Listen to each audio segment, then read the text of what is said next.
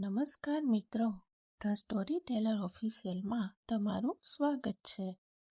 આજે અમે તમારી સમક્ષ એક એવી પ્રેરણાદાયી વાર્તા લઈને આવ્યા છીએ જે તમને જીવનમાં જવાબદારી અને આનંદ વચ્ચે કેવી રીતે સંતુલન રાખવું તે શીખવશે.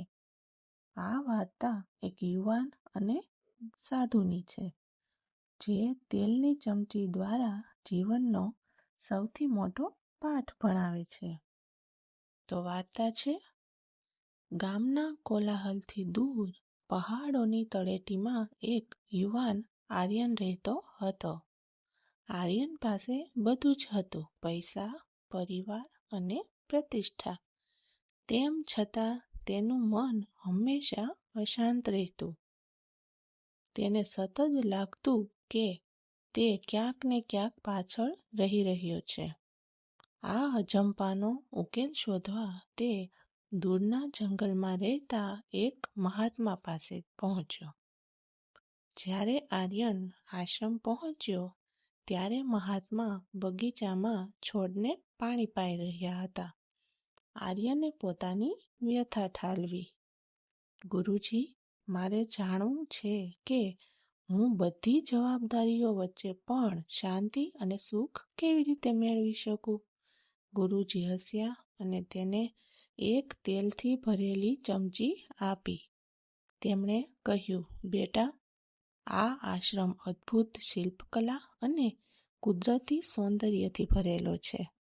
તું 1 કલાક આ આશ્રમમાં ફરી આવ, પણ યાદ રાખજે, આ ચમચીમાં તેલના 2 ટીપાં છે, તે નીચે ન પડવા જોઈએ. આર્યન ચાલવા લાગ્યો. તેનું પૂરું ધ્યાન ચમચી પર જ હતું.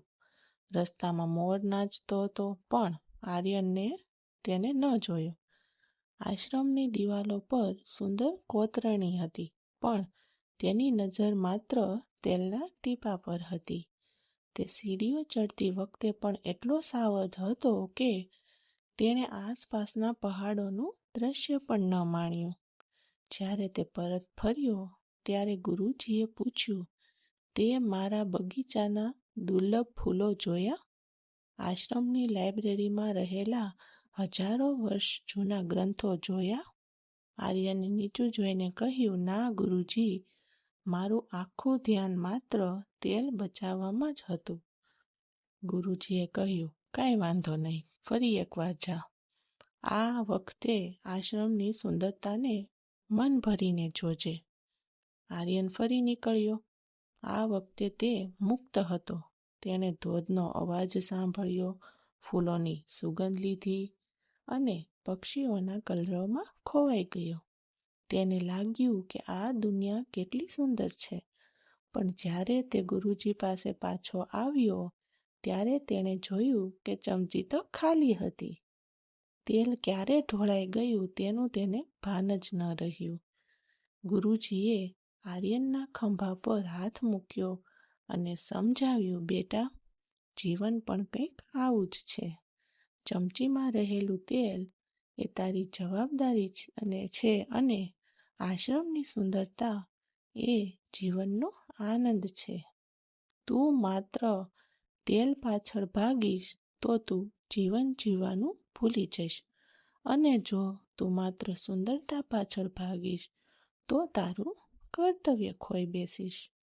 સાચું સુખ ત્યારે જ મળે જ્યારે તારી પાસે જવાબદારીની ચમચી પણ હોય અને નજરમાં આખા જગતની સુંદરતા પણ હોય. આશા રાખું છું કે આ વાર્તા તમને ગમી હશે. જો તમે પણ આવી જ પ્રેરણાદાયી અને જીવનના પાઠ શીખવતી વાર્તાઓ સાંભળવા માંગતા હો તો ધ સ્ટોરી ટેલર ચેનલને સબસ્ક્રાઈબ કરજો